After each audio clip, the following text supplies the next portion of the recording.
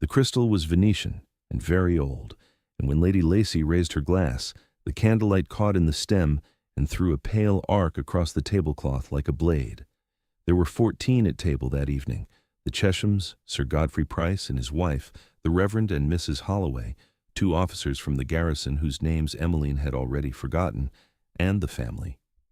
The family meant her mother at the head, her father Sir Philip at the foot, her sister Rosalind in the place of honor to their mother's right, and Emmeline beside her husband, Hugo Drayton, the 6th Duke of Drayton, who had been cutting his pheasant with the quiet attention of a man listening to everything and responding to none of it. "To Rosalind," Lady Lacy said, and her voice carried the particular brightness she reserved for rooms she wished to command, "who has made us so very proud this season. Her watercolors exhibited at the Royal Academy, her performance at Lady Chesham's musical evening, her grace in everything she undertakes. We are blessed beyond measure in our eldest daughter." She did not look at Emmeline. She did not need to. The omission was the point, and everyone at the table understood it, as they had understood it at every dinner, every gathering, every public occasion in this house for as long as Emmeline could remember.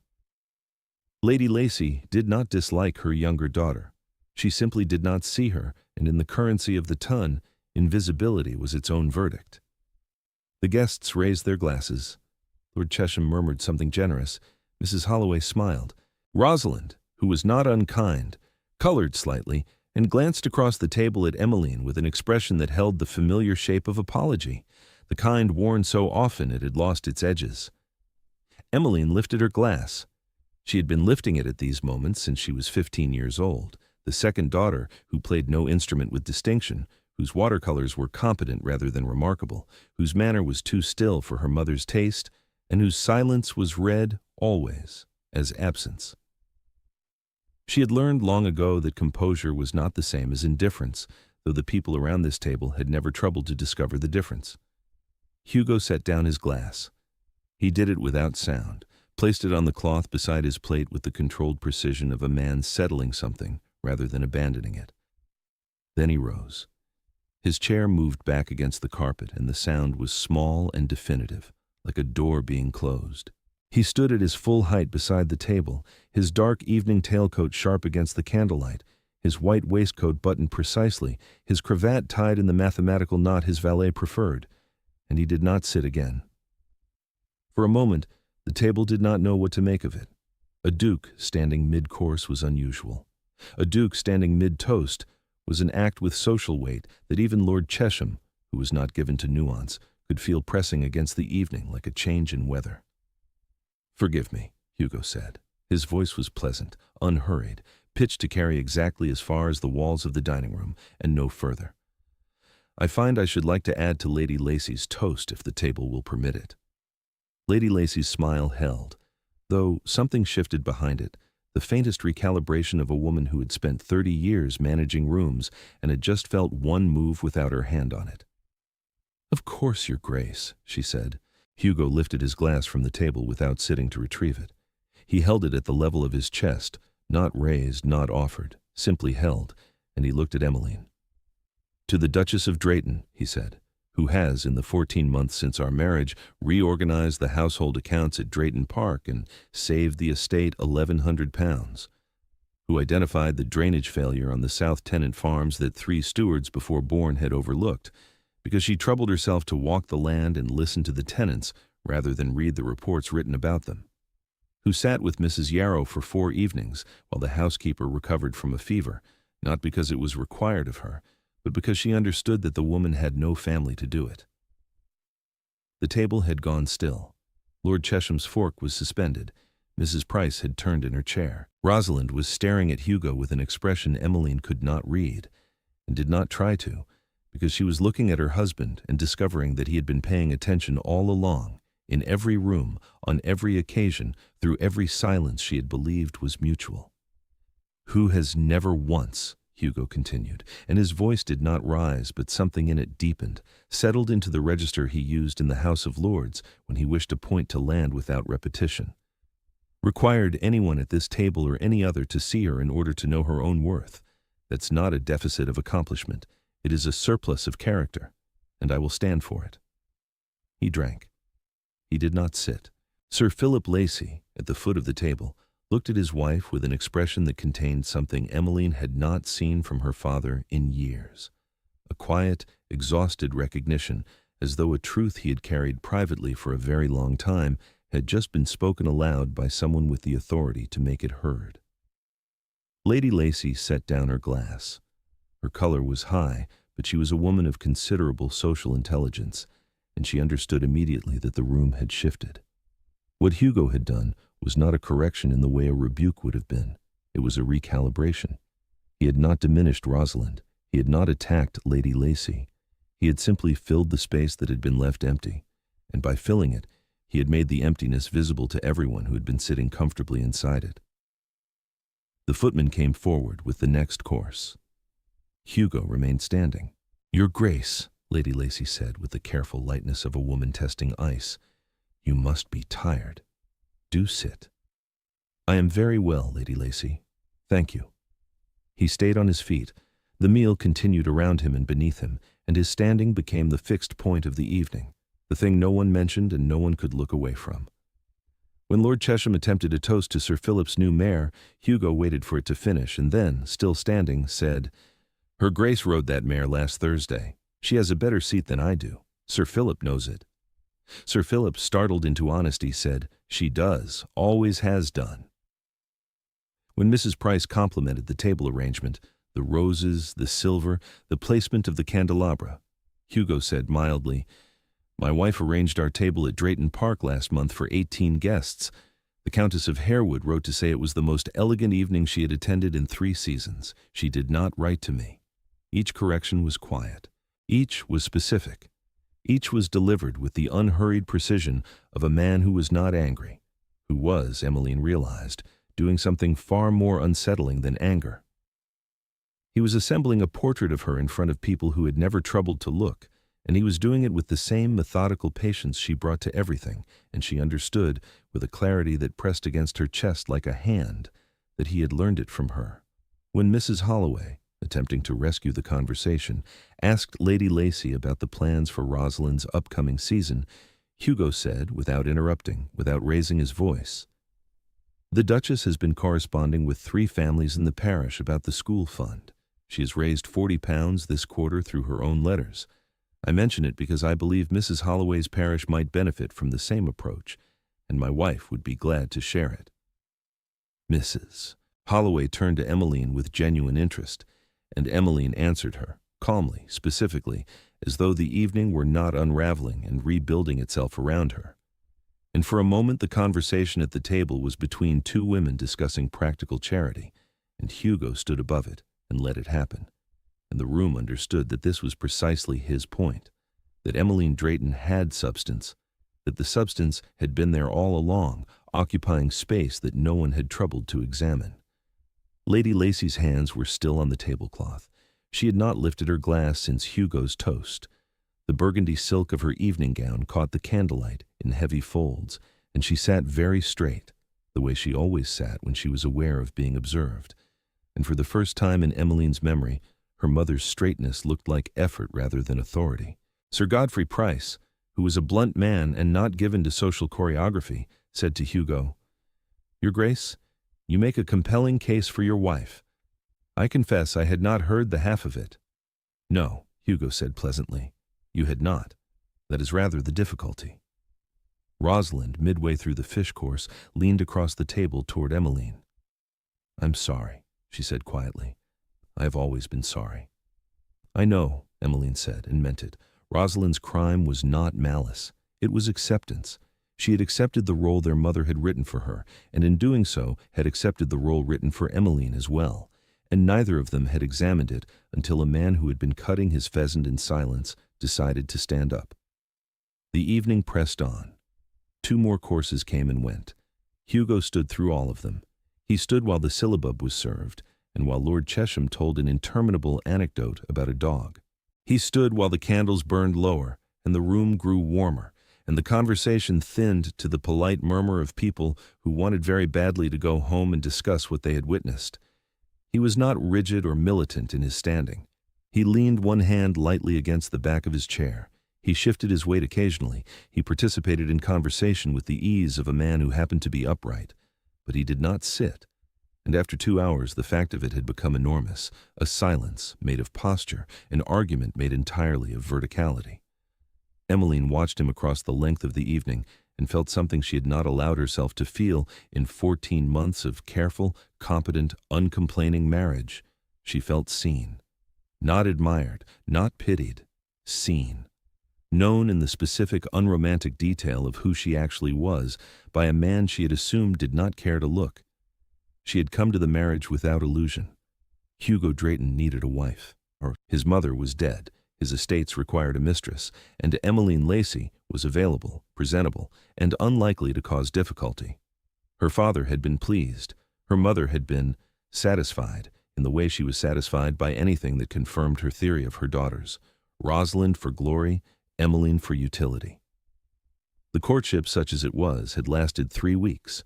Hugo had called on Sir Philip twice, spoken to Emmeline 4 times, once at dinner, once in the garden, while Lady Lacy steered Rosalind past him at every opportunity, and twice in the drawing-room where Emmeline had been reading, and he had been waiting for Sir Philip, and neither of them had attempted to fill the silence with conversation. It was the silence that had decided him, Emmeline believed, not her beauty. Rosalind was the beauty, not her accomplishments. Rosalind was the accomplished one. The silence.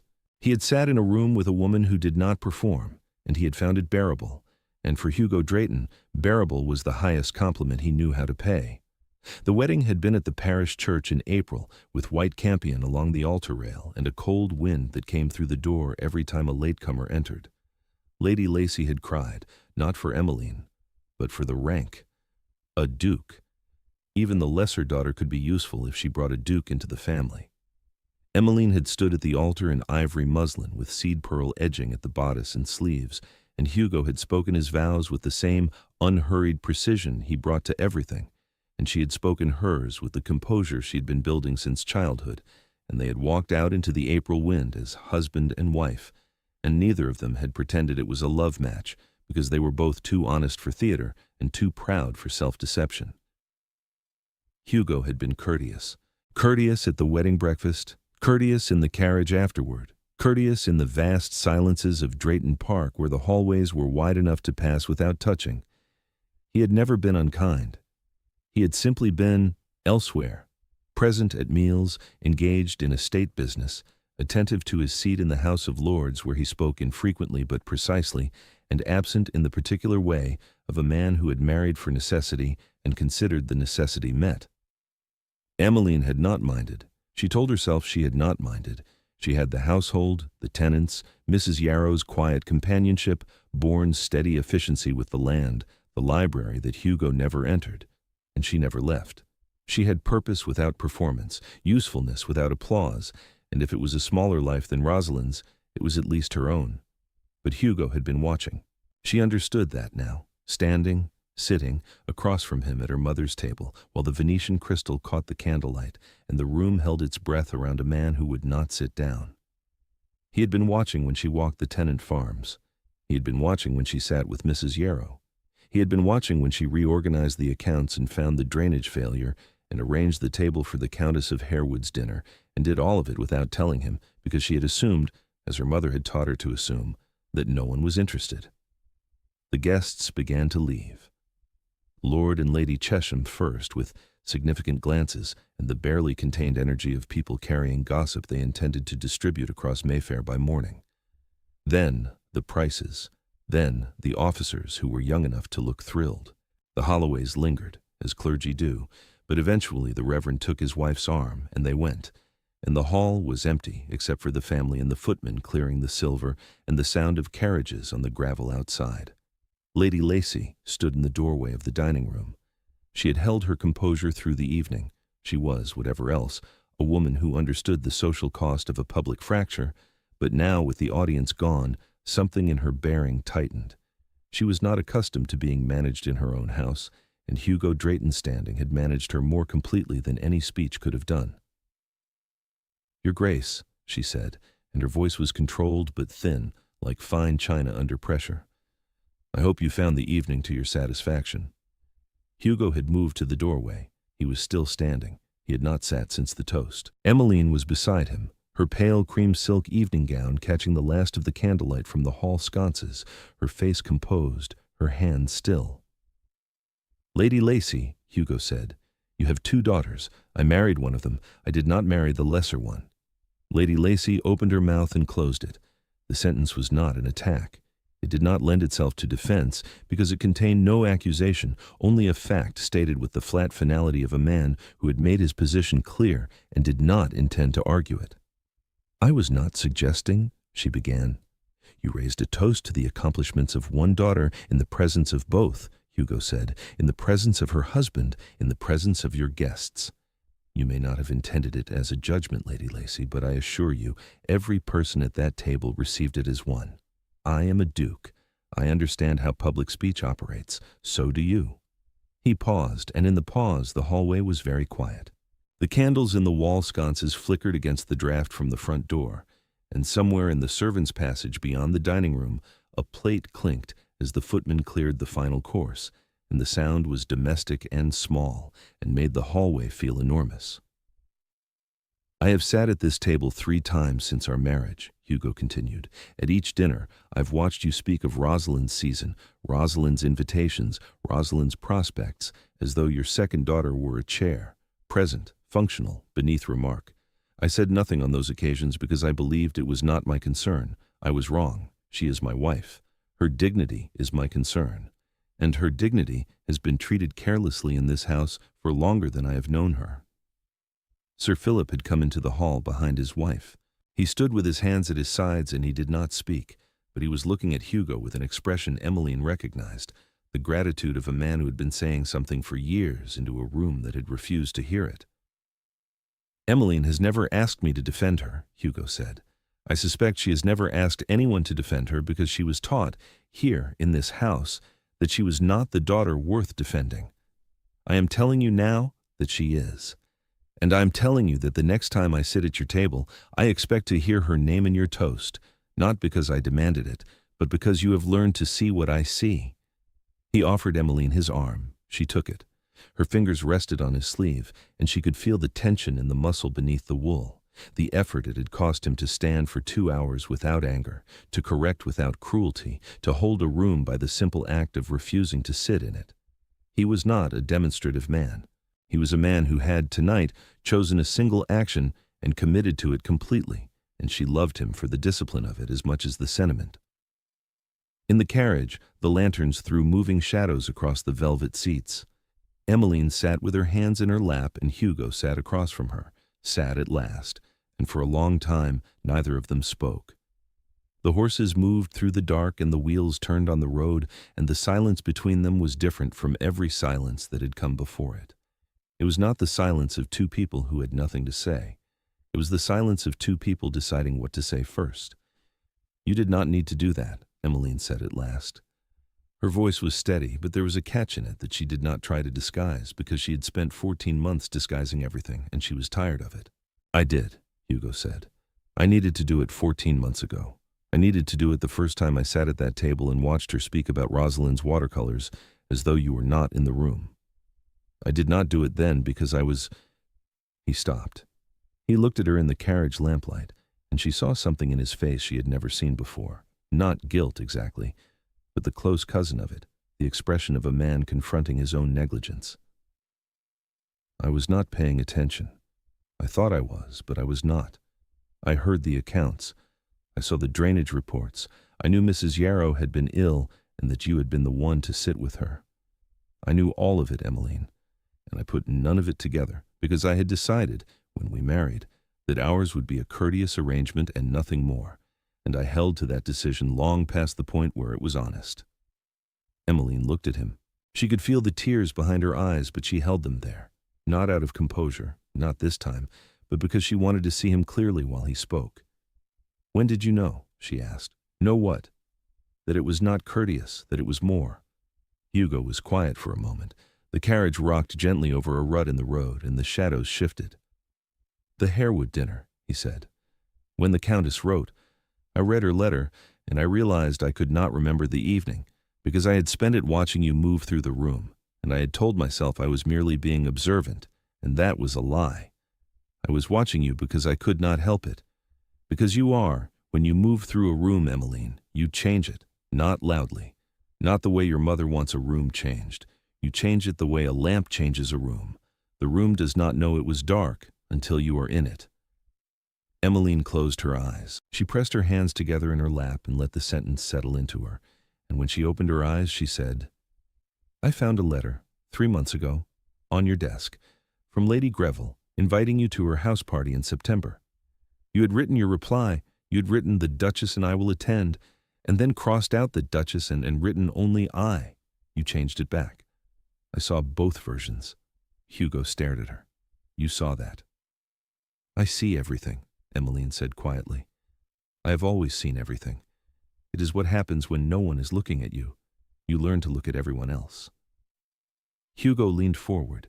He took her hand from her lap and held it between both of his, and his grip was firm and certain and warm, and she could feel his pulse through the kid leather of her gloves. I am looking at you now, he said. I should like to go on looking, if you will let me.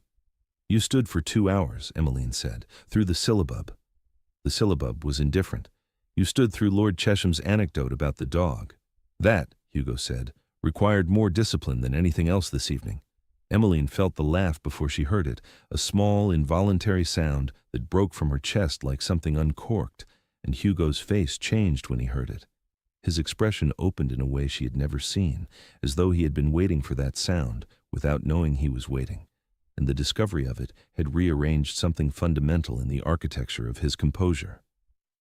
I should like to hear that more often, he said quietly. I should like to earn it. Emmeline turned her hand inside his and laced her fingers through.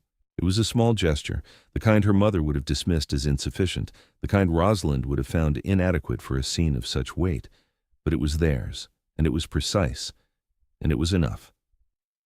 They did not speak again for the rest of the drive. They did not need to. The silence between them had changed its nature entirely, from the emptiness of disregard to the fullness of two people sitting in the knowledge of each other. And when the carriage lamps of Drayton Park appeared through the trees, Emmeline watched them grow closer and understood that she was coming home for the first time. Mrs. Yarrow was waiting in the hall when they arrived. She had hot water sent up and the fire built in the Duchess's bedchamber, and she took one look at Emmeline's face and said nothing, because Mrs. Yarrow was a woman who understood the weight of an evening by the way a person carried themselves through the doorway, and what she saw in Emmeline's bearing that night was not exhaustion or distress, but the particular quiet of a woman who had set something down. Bourne had left the morning's correspondence on Hugo's desk, as was his habit, and when Hugo passed the study he paused, then entered and sat at last in a chair, the first time he had sat since the toast, and took a sheet of paper from the drawer and wrote 4 lines. He folded the letter and left it on Emmeline's writing desk in the morning room, propped against the small vase of garden roses she refreshed every 3rd day, a habit he had noticed, as he had noticed everything, too late and then all at once. The letter read, You have made this house into something I did not know it could be. I should have said so the first morning I saw it. Forgive me for the months I spent sitting down. H. Emmeline found it the next day. She read it once, folded it, and placed it in the drawer of her writing desk, beside the household accounts and the correspondence from the Countess of Harewood. She did not keep it in a locket or press it between the pages of a book of verse. She kept it where she kept the things that mattered, among the evidence of her work, her competence, her life. That was what made it valuable. The months that followed were not a transformation. Hugo did not become a different man. He was still reserved, still precise, still more comfortable with ledgers than with declarations. But he began to sit beside her in the library. He began to walk the tenant farms with her on Thursdays, and when he disagreed with her assessment of the south pasture drainage, she wanted to reroute. He thought it could be repaired.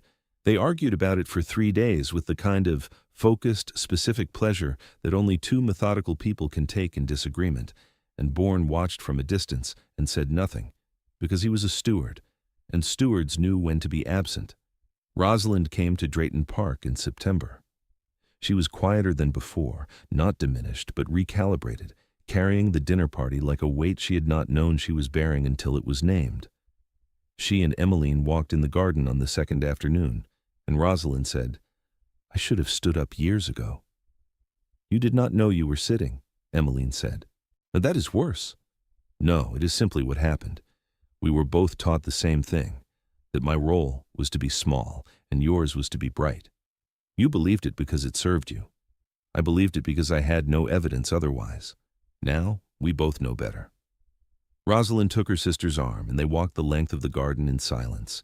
And when they returned to the house, Rosalind sat beside Emmeline at tea and spoke to Hugo about the drainage with the genuine interest of a woman trying, for the first time, to see her sister's life as worthy of attention. Lady Lacy came to Drayton Park in November. She came alone, without Sir Philip, and she brought a small watercolor she had painted herself. The garden at the family house, seen from Emmeline's old bedroom window, the view that Emmeline had looked at every morning of her girlhood, and that Lady Lacy had never, until now, realized her daughter could see. It was an awkward visit. Lady Lacy moved through the house with the careful attention of a woman seeing it for the first time, though she had been twice before. She admired the morning room, which Emmeline had arranged with the writing desk beneath the window and the garden roses in the small blue vase on the sill. She asked about the tenants and listened to the answers with an effort that was visible and therefore, Emmeline thought, genuine. Effort was more honest than ease. Ease could be performed. Effort could not. On the second evening, Lady Lacy sat in the drawing-room with Emmeline while Hugo read in the library, and she said, without preamble, I did not know about the school fund, or the drainage, or Mrs. Yarrow's illness. No, Emmeline said. I should have known. Yes. Lady Lacy looked at her hands. They were still elegant hands. She had always been a handsome woman, and age had not diminished her so much as clarified her, and she turned them over in her lap as though examining them for evidence of something she had failed to hold. Your father tried to tell me, she said, more than once. I thought he was being sentimental. He was being accurate, Emmeline said. They are not the same thing, but they are not mutually exclusive. She did not apologize. Lady Lacy was not a woman built for apology, and Emmeline did not require one. What she required was evidence, and Lady Lacy provided it in the only language she understood. She sat at Emmeline's table, and she raised a toast. To Emmeline, she said, and her voice was not bright. It was careful, effortful, the voice of a woman doing something unfamiliar with the determination of a woman who had been told by a duke who would not sit down that it was necessary. Who has always been more than I knew how to see. Hugo lifted his glass. Emmeline lifted hers. The crystal caught the candlelight, and this time the arc it threw across the cloth was warm and small and sufficient. 3 years later, Drayton Park had a son, Philip, after Sir Philip, who wept at the christening and could not explain why, though everyone present understood. The boy had Emmeline's eyes and Hugo's stillness, and when he was old enough to sit in a chair at the dining table, he sat with the composed attention of a child who had been taught, by example rather than instruction, that the people around him deserved to be seen. Emmeline oversaw the nursery through Mrs. Yarrow, who had become less a housekeeper and more a fixed institution, and Hugo oversaw Philip's early education with the grave attention of a man who intended his son to notice people, all people, early and completely. In the library, where Emmeline still spent her mornings, the watercolor from Lady Lacy hung beside the window. It was not a remarkable painting. The perspective was slightly wrong, and the garden was flattered by softer colors than it deserved. But it was evidence of a woman who had walked to a window she had passed 1,000 times, looked through it, and for the first time drawn what her daughter had seen. Hugo sat in the library most evenings now. He read while Emmeline worked, and occasionally he looked up and watched her, and she let him, because being seen was no longer a surprise. It was the settled condition of her life, as natural and unremarkable as the roses in the morning-room vase, that she still refreshed every third day, and that he still noticed, every time, and sometimes mentioned, and sometimes did not, because the noticing was the point, not the saying. And in the dining-room at Drayton Park, the table was set for family suppers with the same care Emmeline had always brought to everything. The silver straight, the candles lit, the crystal clean, and catching the light. When guests came, Hugo sat. He always sat now. But Emmeline knew, and Hugo knew, and Mrs. Yarrow knew, in the way that housekeepers know everything, that he had earned the right to sit by, first understanding what it meant to stand. They arrive here, like a name spoken at last in the right room whenever they are ready.